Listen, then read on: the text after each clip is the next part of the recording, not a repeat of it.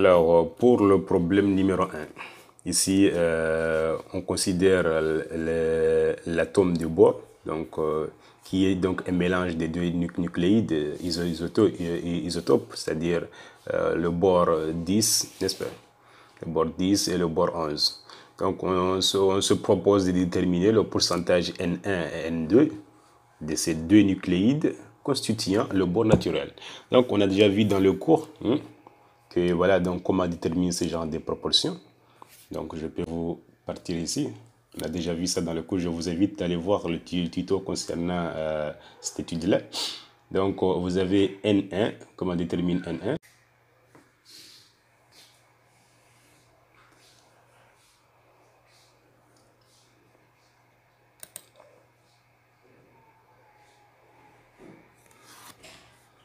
Alors ici, vous voyez qu'on a le rapport de I2 sur I1 qui est de 4,32, qui est une constante. Hein. Voilà. Donc on passe à la correction maintenant. Alors, la première question demandée, c'est de reproduire la figure et représenter la force électrique s'exerçant sur un ion bord. Maintenant, d'abord, la question à se poser d'abord, c'est quoi? L'ion que nous avons ici, c'est le bore. Le bore est chargé comme positivement. La charge Q est égale à E plus 1, plus E, on est d'accord? Donc, comme la charge Q est positive, dans ce cas-là, le vecteur vitesse, on a dit dans le cours que le vecteur vitesse aura donc au même sens que le vecteur champ E. Comme la charge est positive aussi, le champ électrique est du même sens que la force électrostatique. Dans ce cas, la plaque A doit être chargée ici, comment? Doit être chargée positivement et la plaque C doit être chargée négativement. Et là, on peut présenter la force F. D'accord. Maintenant, autre question, c'est de montrer que l'énergie cinétique est la même pour tous les ions arrivant au point O ici.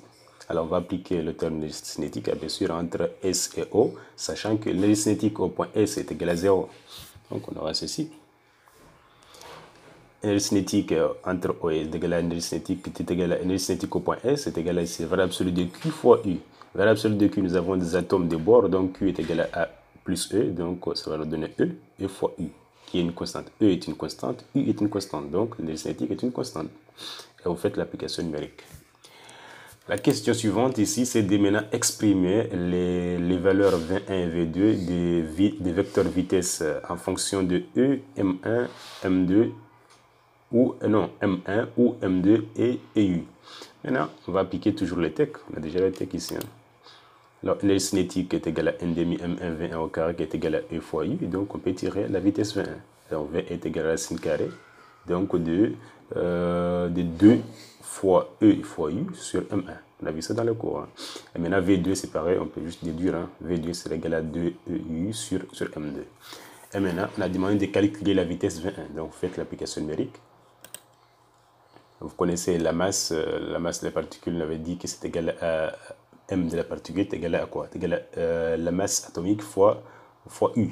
Donc c'est 10 fois U qui est égal à 10 fois 1,67 fois 10 puissance moins 27. Donc après calcul, on trouve 1,52 fois 10 puissance 5 mètres par seconde. Question suivante, montrer que V1 sur V2 est égal à la racine carrée de M2 sur M1. On a vu ça dans le cours. Hein. Donc, moi je ne fais qu'appliquer tout simplement. Donc déjà la vitesse V1, elle est là. Vous élevez la vitesse V1 au carré et la vitesse V2 au carré. Et après, vous trouvez la relation suivante. Alors, question suivante. Précisez sur un schéma le sens de B pour que les ions puissent parvenir au point M et N. M et P, pardon. Alors, dans ce cas, déjà la déviation se fait vers le bas, n'est-ce pas? Dans ce sens-là. Alors la force magnétique doit se positionner comme ça, doit être vers le bas.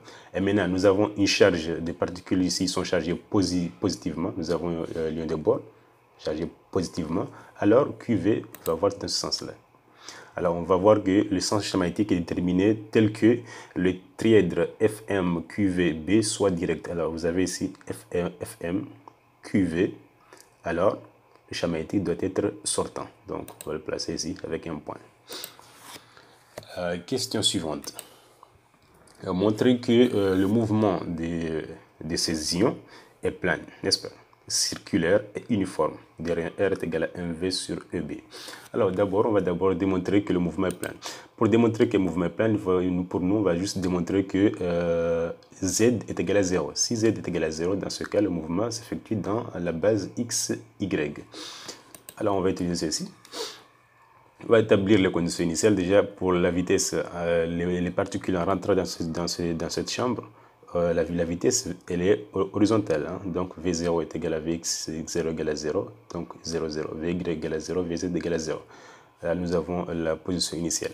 Dans cette chambre de déviation, les particules qui sont ici sont soumises à la force des magnétiques, qui est de QV0B.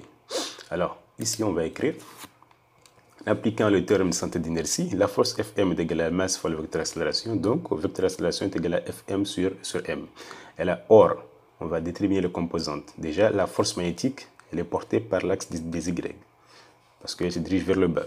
Dans ce cas, on va tout simplement dire que la valeur de A, Fz n'a pas de composante. Fz donc est égal à 0. Dans ce cas, le vecteur d'accélération suivant Z est égal à 0. Donc, on peut déduire que le mouvement est uniforme suivant Z. Là, il n'y a pas de souci. Et maintenant, comme le mouvement est uniforme suivant Z, donc on peut écrire la loi horaire du mouvement uniforme suivant Z. C'est égal à quoi? V0, Z suivant T plus, fois T plus Z0. Or, Z0 est égal à 0. Et la vitesse V0 suivant Z est nulle. Dans ce cas, Z est égal à 0. Et comme Z est égal à 0, alors le mouvement est plane et se trouve a eu lieu dans le plan OX, OY. Maintenant, ce qu'on va chercher à démontrer, c'est chercher à montrer que le mouvement est circulaire et uniforme. Dans ce cas, c'est comme on avait vu on a déjà vu dans le cours, hein, on a déjà effectué ce genre de démonstration. Maintenant, on va utiliser la même chose. Hein. Dans la base de Freinet, vous allez vous appliquer Fm qui est là, c'est égal à Fm supporté par l'axe N, donc qui est des variables absolues de QVB portées par N, et à partir de là, vous tirez l'accélération.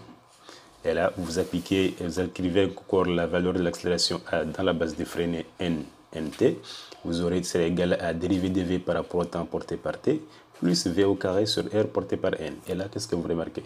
Vous allez voir tout simplement que la valeur de V, ici nous avons N, ici on a N, ici on a T, ici on n'a pas T. Donc, l'expression de la grandeur dV par rapport à dt doit être égale à 0. Donc, dV par rapport à t égale à 0. Donc, la vitesse est une constante.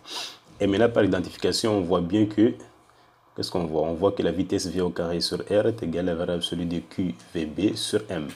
Donc, là, vous pouvez tirer R, et là, vous aurez R égale à MV sur QB, qui est une constante encore. Donc, par conséquent, vous avez déjà établi que le mouvement ici est uniforme, ici le mouvement est circulaire. Dans ce cas, le mouvement est circulaire uniforme de R est égal à MV sur variable absolue de QB.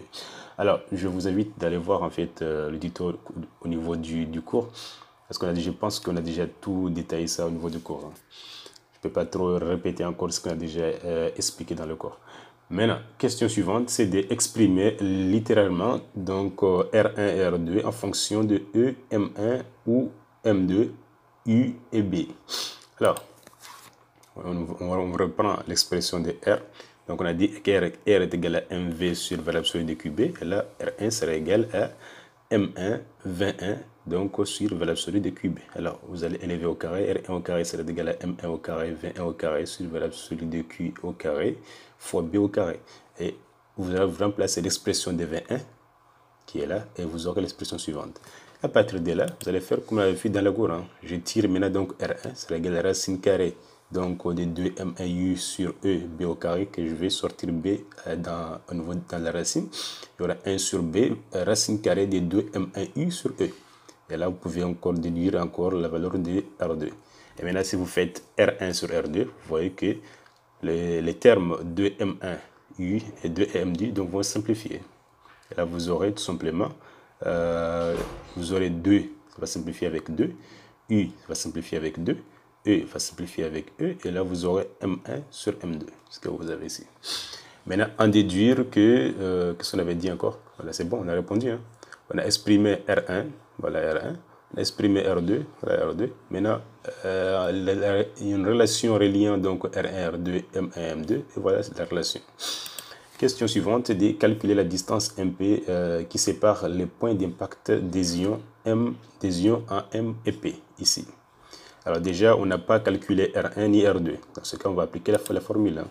C'est-à-dire MP est égal à 1 sur B, racine carrée de 8U sur E, facteur de racine carrée de M2, moins racine carrée de M1. Donc, je fais l'application numérique en remplaçant U par sa valeur.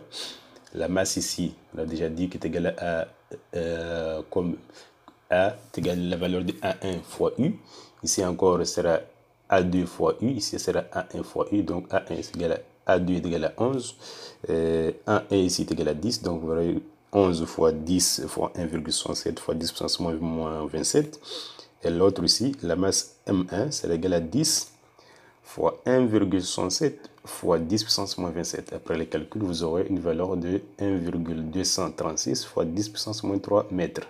Et vous aurez une valeur à peu près égale à 1,236 mm. Alors, question suivante, maintenant c'est déterminer les valeurs de N1 et N2. Donc, de N1 et N2 donc, est déduite de cette expérience. Dans ce cas, on a ici l'expression de I2 sur I1 est égal à 4,32, ce qu'on a déjà donné dans l'énoncé. Alors, on peut écrire ceci. N2 sur N1 est égal à I2 sur I1 qui est de 4,32. On a déjà vu ça dans le cours. Hein. Maintenant, j'étire la valeur de N2 là. N2 sera égal à quoi? Sera égal à 4,32 fois N1. Ici. Et maintenant, j'applique encore que N1 plus N2 doit être égal à 1. On a déjà vu encore dans le cours de cette expression.